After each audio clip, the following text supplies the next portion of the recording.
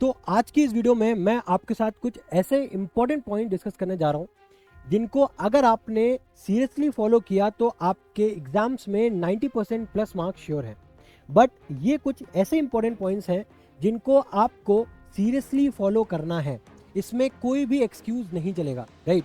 अगर आपको लगता है कि आपके पास इनफ टाइम है, आप अपने आप से लॉजिक निकाल सकते हो, अपने आप से हर चीज़ को खुद को गाइड कर सकते हो, सब कुछ सही चल रहा है, आपकी स्टडी भी स्मूथ चल रही है, तो आपको ये वीडियो देखने की कोई नीड नहीं है, आप जा सकते हो, ठीक है। तो basically in this video I am going to share the ultimate plan for this last days for the exam. तो hi, this is Varun Vajpayee and without any further delay let's start this video, ठीक है। तो basically जो सबसे पहला point है, point number one क्या है? Don't study without any plan.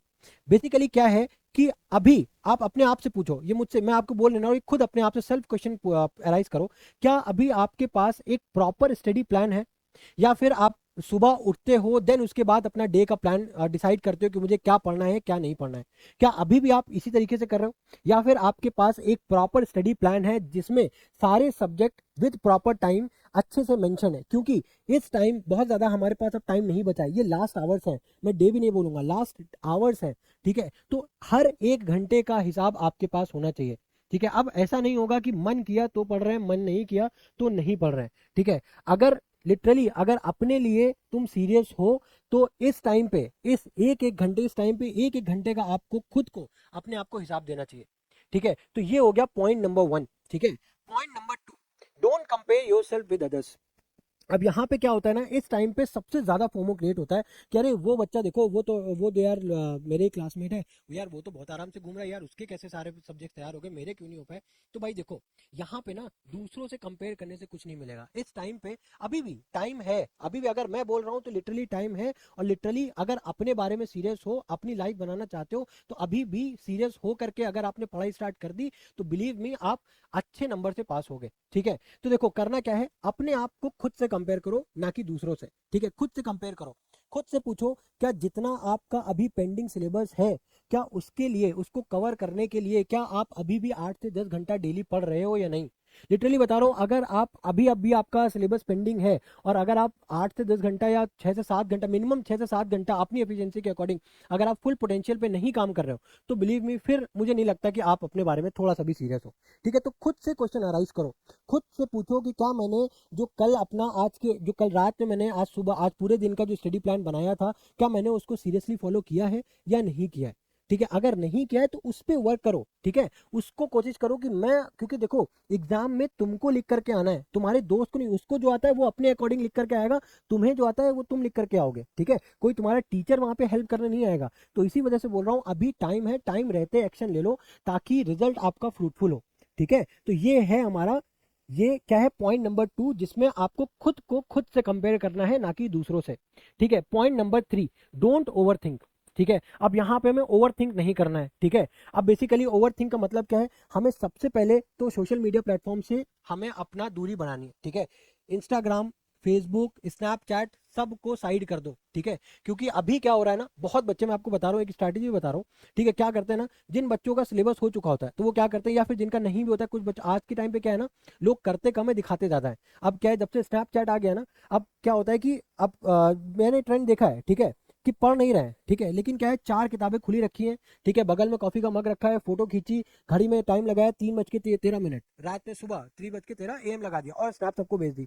अब उसने तो भेज दी, लेकिन जिसको रिसीव हुआ है अब उसको लग रहा है अरे भाई 3-3 बजे तक पढ़ रहा है, 4-4 किताबें खोल करके पढ़ रहा है, ऐसा क्या पढ़ रहा है भाई जो मैं नहीं पढ़ रहा हूँ? ऐसा ना हो यार कि वो पास हो जाए, मैं फेल हो जाए, मैं फेल हो जाऊँ। तो यहाँ पे ये आप ओवर थिंक कर रहे हो। ओवर थिंक करने की वजह क्या है? क्योंकि आप अभी सोशल मीडिया से आप अटैच्ड हो। तो ये पॉइंट है भाई, ये पॉइंट नोट कर लो। इन 14 दिनों के लिए, 14 से ज्यादा नहीं है, 14 से 15 दिन है ना, इन 15 दिनों के लिए अपने आप को सोशल मीडिया प्लेटफॉर्म से दूरी बना लो, ठीक है। क्योंकि अभी आपके जो लाइफ में जो काम आएंगी वो किताबें हैं, ठीक है। किताबें हैं और दूसरी चीजें सेल्फ स्टडी, ठीक है। यही दो चीजें हैं जो आपको काम देंगी, ठीक है। अब उसके बाद बात करते हैं चौथा point, focus on PYQs and NCERT. As always I said, right. अब इस टाइम पे आपको, जैसे कि अभी मैंने एक शॉर्ट्स में बताया, अब ऐसा नहीं है कि कोई भी कुछ भी बोल दे रहा है ये इंपॉर्टेंट है तो उसको करने में लग गए, ठीक है, ये भूल गए कि हमें क्या करना था। आपको खुद का खुद को एनालाइज करना है, उसके अकॉर्डिंग आपको प्लान बनाना है और ज़्यादा कंफ्यूजन ना हो। इसीलिए मैंने मैथ्स में बोला है आपको खाली पीवाईक्यूज और एनसीईआरटी करने हैं, और एनसीईआरटी में भी सारे क्वेश्चंस नहीं करने हैं, आपको बस वही क्वेश्चंस करने हैं जो कि एक्सरसाइज के लास्ट में दिए होते हैं और जो थोड़े से लेंदी क्वेश्चंस हैं। जो शॉर्ट क्वेश्चंस हैं जिसको हमें लग रहा है हम देख के सॉल्व कर लेते हैं, उसको भी हमें सॉल्व करके टाइम वेस्ट नहीं करना है, ठीक है। और पीवाईक्यूज को भी सॉल्व करना है। और ध्यान से समझना, पीवाईक्यूज को भी जो आप सॉल्व कर रहे हो, मैंने बोला था लास्ट 4 ईयर्स के आप पीवाईक्यू सॉल्व करो, और जब पीवाईक्यूज भी आप सॉल्व करते हो ना, तो उनको 3 कैटेगरीज में डियर आप उसको आप अलाइन कर लो अपने अकॉर्डिंग। ये जब करता था तो क्या करता ना, जैसे कोई क्वेश्चन मान लो पीवाईक्यूज है, ठीक है, अब वो इजी है तो मैं उसको सर्कल कर देता था। क्या कर देता था? मैं उसको सर्कल कर देता था। सर्कल का मतलब मुझे पता है कि इजी है, मैं इसको इजीली सॉल्व कर सकता हूँ, ठीक है। अब ये समझना, ये स्ट्रैटेजी आपकी रिवीजन के टाइम पे बहुत ज्यादा हेल्प करेगी। दूसरा क्या है? दूसरा है हमारा, मान लेता हूँ मैं उस पे ना यहाँ पे एक टिक कर देता हूँ। टिक का मतलब क्या होता है कि ये क्वेश्चन मीडियम है, अगर मैं उसको जब दोबारा रिवाइज करूंगा तो मुझे एक बार इसको थॉरली पढ़ना पड़ेगा, ठीक है, एक बार मुझे इसको थॉरली एक बार गो थ्रू करना पड़ेगा। फिर एक आता है स्टार। स्टार का मतलब कि ये ऐसे इंपॉर्टेंट क्वेश्चन है जिसको जिसपे आप फंस रहे हो, ठीक है, या फिर ऐसे इंपॉर्टेंट क्वेश्चन है जिनके आने की मतलब ये मोस्ट रिपीटेड क्वेश्चन है, जिनके आने की प्रोबेबिलिटी बहुत ज्यादा है, तो इनको मैं रिवीजन के टाइम पे ये वाला जो सेकंड है और जो थर्ड पॉइंट है, इनको तो मैं खास तौर पे फोकस करूंगा। क्योंकि जो फर्स्ट पॉइंट है ये तो मुझे ये हो सकता है ना आपके अकॉर्डिंग है, कोई क्वेश्चन आपको इजी लग रहा है तो ये आपको इजी लग रहा है तो आप इजीली सॉल्व कर लोगे, तो इस पे रिवीजन के टाइम पे बहुत ज्यादा टाइम आपका वेस्ट नहीं होगा, ठीक है, क्योंकि ऑलरेडी आपने अपने बुक में सारे क्वेश्चंस को ऑलरेडी फिल्टर्ड कर लिया है, ठीक है। तो इस अप्रोच के साथ आप पढ़ो, जो क्वेश्चन आपको इजी लगे, 3 कैटेगरी में बांटो, इजी, मीडियम और टफ, ठीक है। मीडियम और टफ पे हमें रिवीजन के टाइम पे स्पेशली फोकस करना है, और इस तरीके से अगर आप रिवीजन करोगे ना तो आपका टाइम भी कम लगेगा और एफिशिएंटली आप वर्क कर पाओगे, मैक्सिमम आउटपुट आपका जनरेट हो पाएगा, ठीक है। तो ये तो हो गया चौथा पॉइंट। पांचवा पॉइंट क्या है आपका? फिर आता है आपका पांचवा पॉइंट, ठीक है।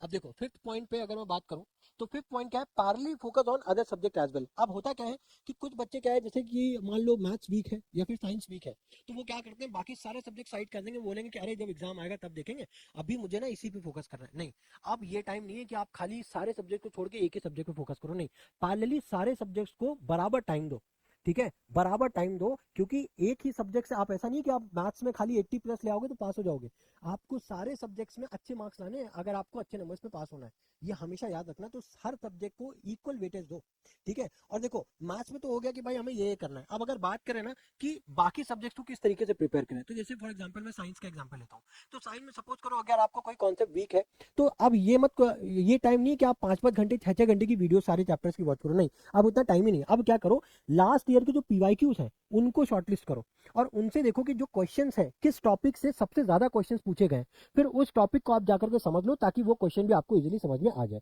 इस तरीके से आप क्वेश्चंस को पढ़ो, क्वेश्चन से थ्योरी पढ़ो, ठीक है, ना कि आप पहले आप थ्योरी पढ़ने लग जाओ, थ्योरी में आप 5-5 6-6 घंटे लगा रहे हो, उसके बाद क्वेश्चन देखेंगे, नहीं, ये गलत अप्रोच है। अब अभी आप क्या करो, अभी जैसे टाइम कम है आपके पास, तो अब आपको 80-20 प्रिंसिपल का यूज करना है। अब आपको खाली 20% सिलेबस पे फोकस करना है जिसका वेटेज आपका 80% है। बात आ रही है ना समझ में? अब आप 80% पे फोकस ना करो जिसके आने की प्रोबेबिलिटी 20% है, अब आपको 20 पे फोकस करना है जिसकी आने की प्रोबेबिलिटी 80 है। आई होप यू अंडरस्टैंडिंग, ठीक है। तो ये कुछ ऐसे इंपॉर्टेंट पॉइंट्स हैं जिसको अगर आपने मैं ये बोलूंगा, अगर आपने डिसिप्लिन तरीके से अगर आपने सारे पॉइंट्स को फॉलो किया तो लिटरली आप एग्जाम में इजीली 90% प्लस मार्क्स आप स्कोर कर सकते हो, ठीक है। तो I hope this video will be helpful for you. और स्टिल अगर आपको कोई भी और चीज़ की अगर आपको नीड है, कोई आप मुझसे हेल्प चाहते हैं, तो विदाउट एनी हेजिटेशन आप मुझे कमेंट बॉक्स में मेंशन करिए, मैं ज़रूर से ज़रूर आपकी हेल्प करूंगा, ठीक है। Thank you.